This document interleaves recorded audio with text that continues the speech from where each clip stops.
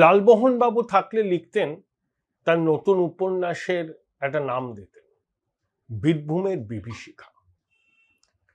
সত্যি যে ছবি দিনভর আমরা দেখলাম, তাতে এই নামটাই একদম অ্যাপ্রোপ্রিয়েট হতো বলে আমার মনে হয়। আপনাদের সনির্বন্ধ অনুরোধ, চ্যানেল সাবস্ক্রাইব করবেন, আর যদি মনে করেন আমার এই ছোট্ট উদ্যোগের সঙ্গে নিজেদের যুক্ত করবেন, তাহলে থ্যাঙ্কস বাটনে ক্লিক করবেন। দেখুন, 2022 সালে জুলাই মাসে, এই সেই জুলাই মাসে অপার বাড়ি থেকে আমরা 50 কোটি নগদ সোনা দানা উদ্ধার করতে দেখেছিলাম, ইডি করেছিল। তারপরও এই কলকাতা শহরের বিভিন্ন জায়গায় নগদ টাকা উদ্ধারের ঘটনা ঘটেছে। কিন্তু 4 বছর পর মোহাম্মদ বাজারে মিনার মণ্ডলের বাড়ি থেকে যে কুবেরের ভান্ডার উদ্ধার করলো পুলিশ, চোখ মানে একেবারে ধাঁধিয়ে দেওয়ার মতো। এটাই 15 বছরের হীরক রানীর কৃতিত্ব। সাধারণ একটা সরকারি বাসের চালক এই মিনার মণ্ডল স্বেচ্ছাবসর নিয়ে তার শ্যালক টুলু মণ্ডলের ব্যবসার ম্যানেজার হিসাবে যুক্ত হয়েছিলেন। তারপর কিভাবে রাতারাতি ফুলে ফেঁপে ঢোল হয়ে গেছেন, আজকে সেটা মানুষ জানতে পারল। দেখুন, এই টুলু মণ্ডলটা কে? সিউড়ির সনাতন পাড়ায় গৃহশিক্ষকতা করতেন, একদম টোল খুলে। তারপর আস্তে আস্তে ক্র্যাশার কেনেন, পাথরের ব্যবসা শুরু করেন। 14-15 সাল থেকে বীরভূমের বাঘ কেষ্টর সঙ্গে ঘনিষ্ঠতা, তারপর একেবারে কপাল খুলে যায়। টুলু মণ্ডলের কলকাতাতে আরবানায় 3টে টাওয়ারে 3টে বিলাসবহুল ফ্ল্যাট আছে। রাজারহাট নিউ টাউনে ওয়েস্টিন হোটেলের পাশে সম্পত্তি আছে, পেট্রোল পাম্প আছে, রিসোর্ট আছে, আরো যে কত বিলাসবহুল সম্পত্তি এই টুলু মণ্ডলের আছে তার হিসেব নেই। আরে, নিজের মেয়ের বিয়েতে 100 কোটি টাকা খরচ করেছিল। সেখানে বলিউড টলিউডের সব অভিনেতা অভিনেত্রীরা এসছিলেন, আরবাজ খান এসছিলেন, আমাদের দর্শনা এসছিলেন। সে এলাহি কাণ্ড। 100 কোটি টাকা খরচ করেছিলেন মেয়ের বিয়েতে। 2022 সালে ইডি তাকে তলব করে, তল্লাশি হয়, খুনের মামলায় তার নাম জড়িয়ে যায়। বর্তমানে নাকি টুলু মণ্ডল ফেরার। এই মিনার মণ্ডল বলেছে যে এটা হচ্ছে, এই টাকাটা তার নয়, টুলু মণ্ডলের সিন্ডিকেটের টাকা। আরে, টুলু মণ্ডলের সিন্ডিকেটের টাকা তো ওর বাড়িতে কেন? ও তাহলে সিন্ডিকেটের পার্ট অ্যান্ড পার্সেল। মিনার এবং তার ছেলেকে গ্রেপ্তার করা হয়েছে। বীরভূমের বেতাজ বাদশাহ, বীরভূমের বাঘ, কপিরাইট ফিরাজ হাকিম কি বলেছিলেন? যে বাঘকে বেশি দিন খাঁচায় বন্দি করে রাখা যায় না। এই কেষ্টমণ্ডল, যাকে ফিরাজ হাকিম বলেছিলেন বীরভূমের বাঘ, তাকে যখন সাংবাদিকরা জিজ্ঞাসা করেন এই নগদ উদ্ধার এবং এই সোনার বার, সোনার বিস্কুট উদ্ধার নিয়ে আপনার কি প্রতিক্রিয়া, তখন কিন্তু কেষ্টমণ্ডল বলেছেন, এখন এই বিষয় নিয়ে কোনো প্রশ্নের জবাব দেব না। ডুপ্লিকেট কার্বন রিসিট, এটা ব্যবসাটা টুলু মণ্ডল করত, সরকারি কোষাগারে ফাঁকি দিয়ে অবৈধভাবে নগদ টাকা নিজে রাখত, কেষ্টকে দিত, কালীঘাটকে দিত, ক্যামাক স্ট্রিটকে দিত। যেখানে দৈনিক এই যে পাথরের লরি টরি, পাথর কাটার থেকে আগে 20 থেকে 30 লক্ষ টাকা সরকারের কোষাগারে জমা পড়তো, এই নতুন সরকার আসার 1 মাসের মধ্যে সেটা 90 কোটি টাকা ছুঁয়ে গেছে। অর্থাৎ কি পরিমাণে লুটতরাজ করেছে পিসি ভাইপোর মদতে এই কেষ্টমণ্ডল, এই টুলু।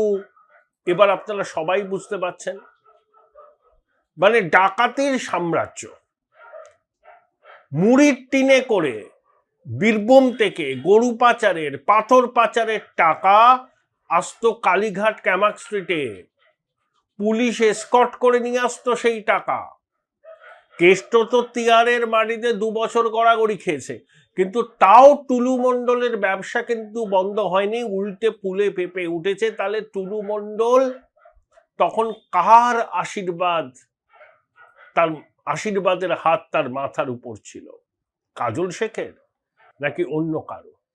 দেখুন, সর্বোচ্চ প্রভাবশালীরা এর সঙ্গে যুক্ত। কালীঘাট যুক্ত, পিসি যুক্ত, ফেরেববাজ ভাইপো যুক্ত। ওই যে টাকাটা উদ্ধার হয়েছে টুলুর শ্যালকের বাইরে থেকে, ওটা হিমশৈলের চূড়া মাত্র। এর কত গুণ টাকা পিসি ভাইপোর কাছে এসছে কালীঘাটে এবং ক্যামাক স্ট্রিটে, তার হিসেবও একদিন হবে। কিভাবে লুট তরাজ। এখন হীরক রানী কবিতা লিখছেন, বজ্র লিখন নাকি, সব আট ভাট, নেই কাজ তো খইবাজ। ডাকাত রানী এখন সাধু সন্ন্যাসী হয়ে গেছেন। বিরাট ভাব, বিপ্লব সমাগত বলে এমন বিপ্লব তিনি করবেন যে দিল্লিতে মোদী সরকারের ভিত নাকি কেঁপে যাবে। ভাবা যায়? এই ডাকাত রানীকে বাংলার মিডিয়ার একটা বড় অংশ তাকে একেবারে দেবী দুর্গা কেন পূজা করত। ডাকাত রানী, তার মাথায় অক্সিজেন কম যাওয়া কেষ্ট, কেষ্টর অনুচর টুলু, কেষ্ট জেল যাওয়ার পরে কাজল শেখ, আড়াল থেকে সুমিত রায়, ভাইপো, পিসিমণি, এই যে দুর্বৃত্ত চক্র কিভাবে বাংলাকে লুটেছে ভাবুন আপনারা শুধু। এই যে কেষ্টমণ্ডল ঋতব্রত তৃণমূলে দায়িত্ব পেয়েছে, জেলা সভাপতি, আমি মাননীয় মুখ্যমন্ত্রীর কাছে অনুরোধ করব যে ঋত তৃণমূলেই যাক বা মৃত তৃণমূলেই থাক, এই দুর্বৃত্তদের বিরুদ্ধে কঠোর আইন অনুযায়ী ব্যবস্থা নিতে হবে। এটা বাংলার মানুষের দাবি। এদেরকে রেয়াত করা যাবে না। এরা হঠাৎ করে সাধু হয়ে গেছে, সাধু হয়ে পোশাক বদলে ঋত শিবিরে যোগ দিয়ে ভাবছে তারা সিজারের পত্নীর মতো সব সন্দেহের ঊর্ধ্বে। কিন্তু এরা যে এক একজন ঘোষিত দুর্বৃত্ত। মিনার মণ্ডলের বাড়ি থেকে উদ্ধার হওয়া টাকা এবং গয়না, 15 কেজি গয়না, যার বাজার মূল্য 21-22 কোটি টাকা, ভাবতে পারছেন? সামান্য একটা সরকারি বাসের চালক ছিলেন, স্বেচ্ছা অবসর নিয়ে শ্যালকের ব্যবসায় যুক্ত হয়েছিলেন, নগদ টাকা এভাবে লুকিয়ে রেখেছিলেন পলিথিনে সাদামাটা বাড়ির অন্দরমহলে। তাহলে মিনার মণ্ডলের বাড়ি থেকে যদি এই টাকা উদ্ধার হয়, তাহলে কেষ্ট কত টাকার মালিক? যা আমরা দেখেছি সে তো সামান্য। বেনামে কত টাকা আছে, কত টাকা বিনিয়োগ করেছে, এটাও কিন্তু সেই 75-25-এর গল্প। কেষ্ট 25 ভাগ রাখতো, 75 ভাগ পাঠাতো কালীঘাটে আর ক্যামাক স্ট্রিটে, একেবারে চেন করে। পুলিশের লোক যুক্ত ছিল, রাজনীতিবিদরা যুক্ত ছিল, একেবারে সিস্টেম, একেবারে চেন সিস্টেম। তাহলে এই চক্র মাটির গভীরে কত দূর পর্যন্ত তার ডালপালা মেলেছে প্রমাণিত। তো কেষ্টকে আবার জিজ্ঞাসাবাদ করা উচিত, এবং টুলু নাকি ফেরার, যে কোনো মূল্যে ধরতে হবে। সুমিত রায়ের নিউ আলিপুরের বাড়িতে গিয়ে পুলিশ নোটিশ দিয়েছে 72 ঘন্টার মধ্যে আসতে হবে। সুমিত রায়ের মা বলেছে তার ছেলেকে নাকি বিজেপি ফাঁসিয়েছে। আরে আপনার ছেলে ফেরেববাজ ভাইপোর সঙ্গে যত রকমের দুষ্কর্ম আছে সব দুষ্কর্মে যোগ দিয়েছিল। এখন আপনি বলছেন ভাজা মাছটা উল্টে খেতে জানে না? আপনার ছেলে কি করেছে এতদিন ধরে খোকাবাবুর অ্যাসিস্ট্যান্ট হিসাবে, সেটা আপনি যদি না জানেন সেটা আপনার ব্যর্থতা। এখন মরাকান্নাকে দেখি হবে।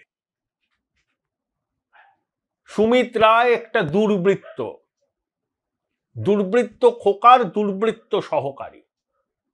দেখবেন এই টুলু মণ্ডলের সঙ্গেও বা এই মিনারের সঙ্গেও এই সুমিত তার যোগাযোগ আছে। ভাইপো হয়তো সরাসরি কথা বলতো না, সুমিতের মাধ্যমে তোলাবাজিটা করতো।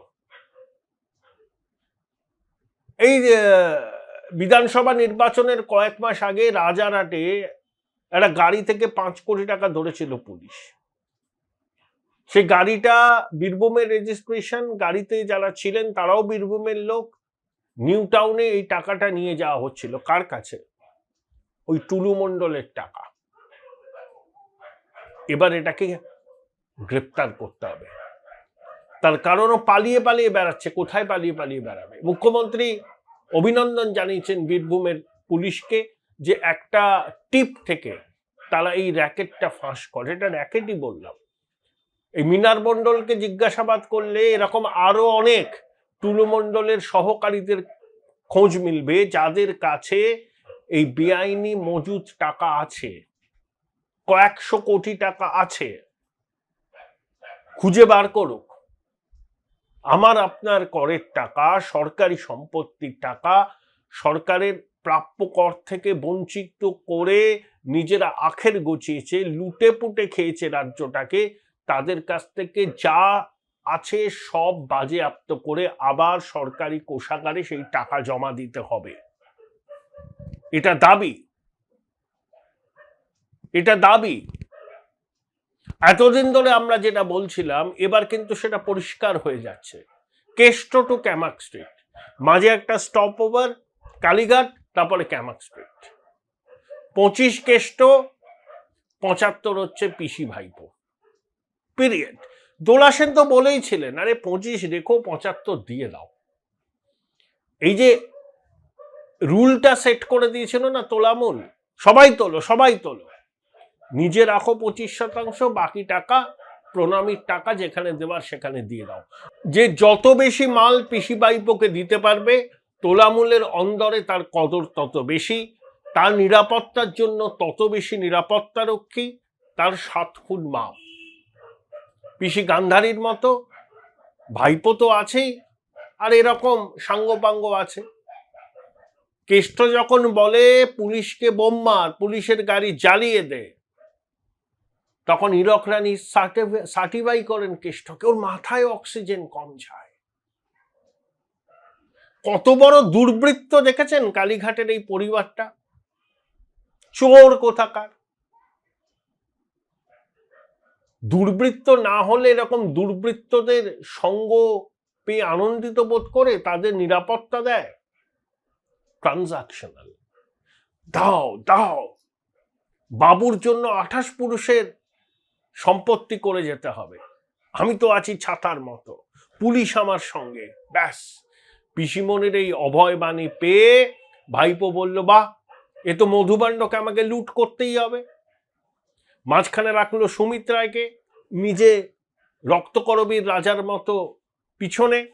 সুমিত রায় আর একটা লোক ছিল মোটা উকিল, সেও এক বড় বড় কি বলবো আর কি, বড় মাথা। তারপরে ওদিকে ভানুয়াতুয়ায় পালিয়ে গেছে বিনয় মিশ্র, এরকম আরো অনেক আছে। কালীঘাটের কাকু, এদেরকে বাজারে ছেড়ে দিয়েছিল ভাইপো, যে মাল তোল, যে যা পারবি তোল, কেউ কেশাগ্র স্পর্শ করতে পারবে না। পিসি ভাইপোর আশ্বাস পেয়ে এরা বলশালী হয়ে ওঠে, জাতীয় সম্পত্তি লুট করে, সরকারি কোষাগার ক্রমশ রুগ্ন হয়, আর এরা ফুলে ফেপে ওঠে। এদের শাস্তি চাই, কোমরে দড়ি বেঁধে এদেরকে ঘোরানো উচিত, রাজপথে প্যারেড করানো উচিত এইসব টুলু মুলু এইসব মালদের।